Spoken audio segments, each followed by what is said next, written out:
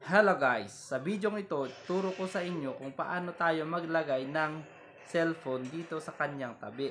Para habang tayo nag-i-edit or meron tayong ipakita sa ating cellphone, so pwede nating ilagay dito. Ayan o, di ba? So, ganito lang kadali. So, punta ka lang dito sa may CapCut. And then, dito ka lang mag-edit. So, click new project dito. Ayan.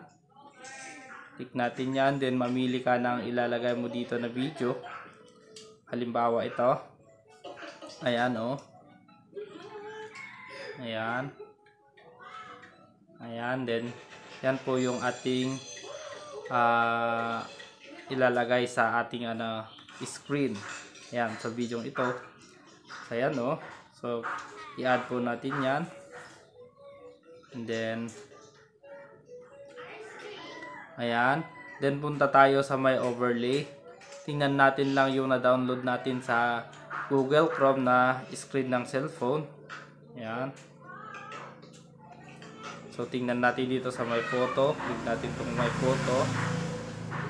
Ayan. So, ito. Ayan, oh. Then, i-click na add natin yan. I-add po natin. Ayan, pagkatapos natin na add, pwede natin i-place dito sa banda or kung saan natin gusto. Ayan, no. So, i-place nyo lang dito.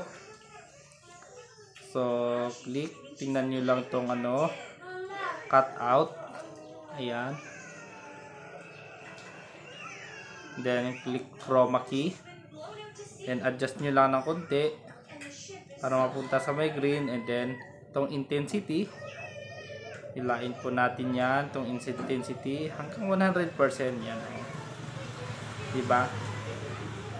Parang may ilagay lang dito sa side. Ayan, o. Ayan. So, ganyan lang kadali maglagay ng screen ng cellphone. So, habang nagsasalita ka, and then, at least, tinuturo mo. Ayan. So, thank you for watching. Please don't forget to follow. Sana po meron po kayong natutunan. Good day and God bless!